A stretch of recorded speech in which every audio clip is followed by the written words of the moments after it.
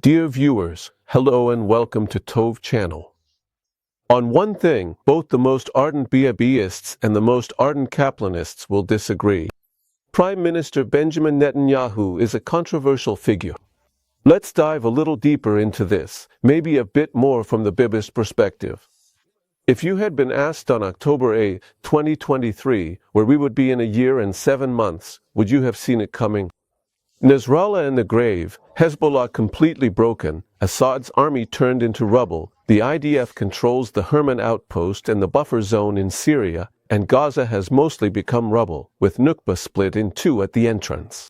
The entire Hamas leadership is no longer with us. 80% of the hostages have already returned home. Yemen is getting hit by us on a regular basis. Even Iran has already been struck once. Maybe they'll get hit again. And Trump is pressuring us to finish clearing out the strip and empty it of its residents. And Netanyahu. On October 8th, everyone thought he was about to go. But no, he's still with us. No one would have bet that this man, whom so many wanted to blame, would also be responsible for a list of strategic achievements that no one could have imagined on October 8th. And let's not forget that Netanyahu pulled off this entire impressive maneuver while the United States was under the most hostile administration in the history of relations between the two countries, the Biden administration. And after all that, when you look at the conduct and achievements, or lack thereof, of the Prime Minister on the domestic front, at his inability to establish governance in the face of the deep state, which manifests itself in so many ways. The question mark regarding the man himself, his path, and his historical nature only becomes sharper and deeper. Are we talking about a modern Hebrew Churchill who will lead the people of Israel to be a free and prosperous nation in its great homeland for generations to come? Or maybe we're dealing with a Machiavellian who simply knows how to play everyone and somehow manages to stay at the wheel forever, without being able to move even his own drivers from their positions. The person who will help us solve this dilemma is the expert, yet critical, Bibist attorney, lawyer Yoram Sheftel. Hello, Attorney Sheftel, thank you for giving us your time. The achievements are simply amazing, and put him way above Churchill, far, far, far above him. Churchill would never have brought Britain to where he did in the face of such internal forces. And from the outside, tremendous forces, like the ones Netanyahu is dealing with almost from the very first moment of the massacre. So that's one thing. Now, it's completely clear that Netanyahu is not a messiah to me. And I know that, but still, Netanyahu is obviously not perfect, really not perfect, because no one is perfect, and even if you scrutinize all sorts of decisions made by the heavenly court, you'll find quite a few objections, and I'm putting it mildly. So yes, Netanyahu drags his feet, but in the end he does everything that needs to be done, and the main, difficult factor in his foot dragging is the impossible pressures he faces from those who want to sabotage the victory he is striving for with all his might. But still, the flaw is that, even though there is a reason for his foot dragging, he drags them out too much. For example, take the last 24 hours. We were told that when the current operation begins, and we were told it started yesterday, then there would be no more negotiations, no more deals with Bina, nothing at all. The operation will continue until Hamas is destroyed as a military and governing force in Gaza. And now the whole thing has just begun, and it turns out there was no deal. A deal. And what does the deal mean? A pause of between 50 to 60 days, bringing in aid while we're still not fully organized to prevent Hamas from taking control of it. Hamas will be able to regroup as much as it can. And you just can't, really can't, call up the reserves 5, 6, 7 times and drag people around like that. In the end, yes, our fighters truly are amazing people. Truly amazing. But nothing lasts forever. You can't if. If it were because we were in the middle of a raging war and being attacked from morning till night, and there was no choice but to fight non-stop all the time, then there wouldn't be any problem. We would handle it and win in the end. But that's not the situation. The situation is that we could eliminate Hamas as a fighting force and as a governing power within 2 or 3 months at most, of course using the current method that the current Chief of Staff prepared, and not with the combat method of the Honorable General Herzi Halevi, which in my opinion is intentional. He adopted a combat method that you can't win with, because he didn't want to win, because he didn't say the word victory for 16 to 17 months, from the Great Massacre until the day we finally got rid of him for good. And by the way, that's not enough. He should be sitting in prison for many, many years, for a very long time. The situation is that we can defeat Hamas decisively within 2 or 3 months. We were told that when the current operation started, it would end with that, and yet as soon as it began, everyone was looking to see, will Hamas agree? Why wouldn't he agree to a ceasefire for another 50, 60 days? But that doesn't make Netanyahu Machiavellian, not at all, and the way he's managing the war under these extremely impossible circumstances, given the situation, puts him several levels above Churchill. Several levels above Churchill. Yes, the idea is clear, and you touched on an important point earlier, the issue of the reservists. You can't, so to speak, keep pressing the gas, then the brakes, then the gas, then the brakes. There's a limit to how often you can do that. You also can't fight a war for 2 years that could be finished in 2 or 3 months. There's no way. It's not like in the records.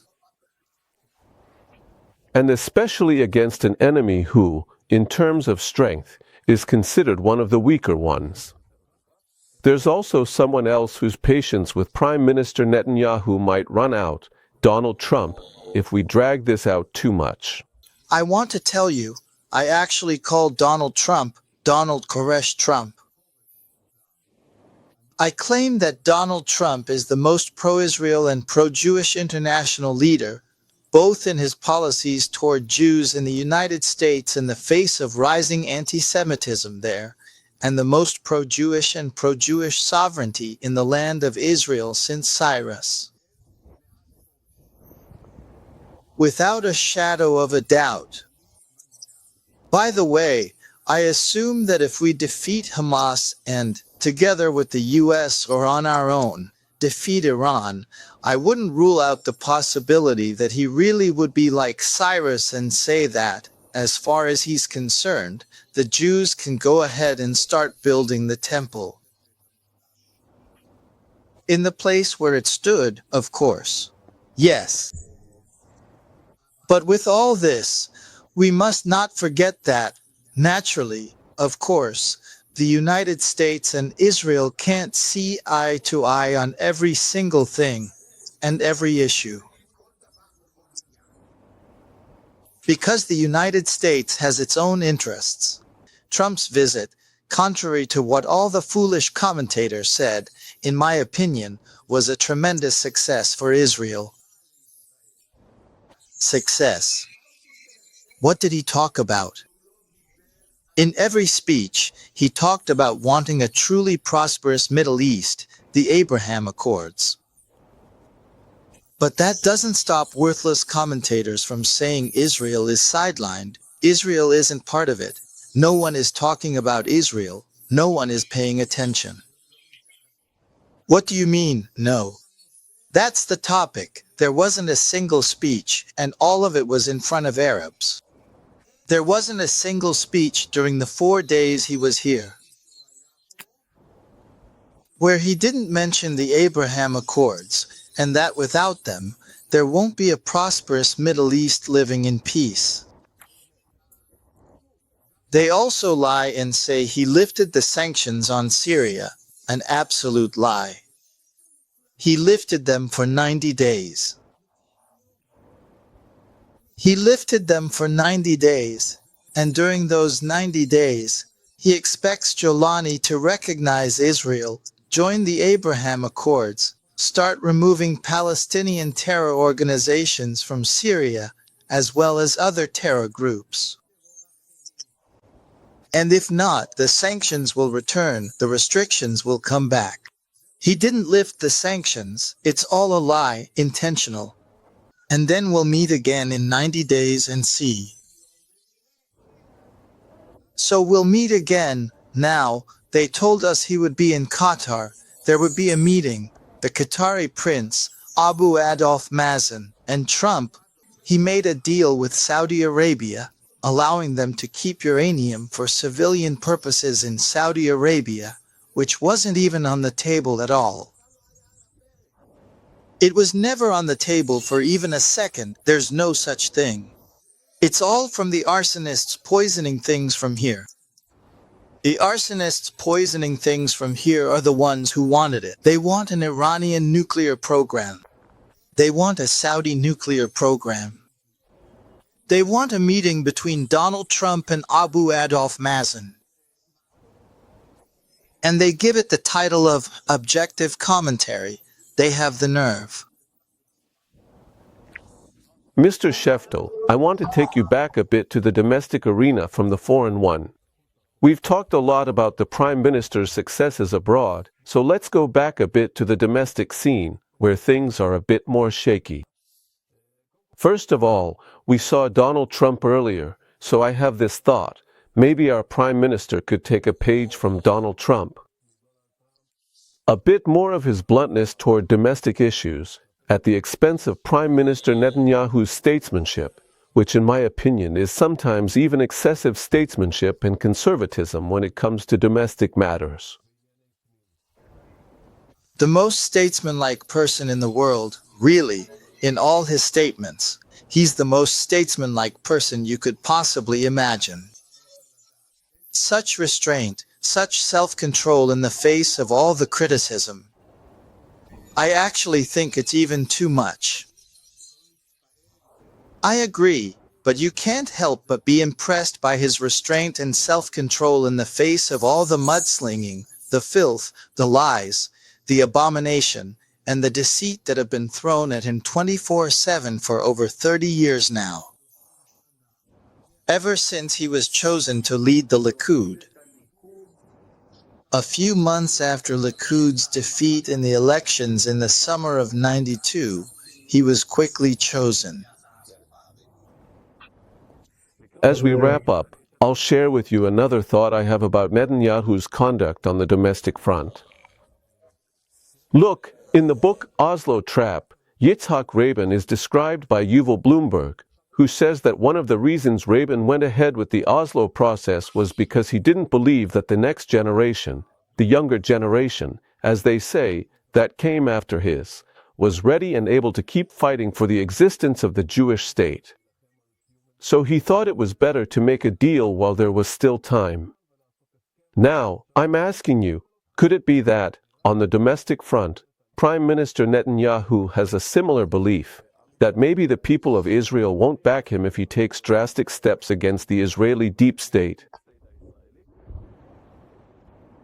No, the thing is that the shadow state, that's the right term, the correct phrase, the shadow state actually has tremendous, significant power,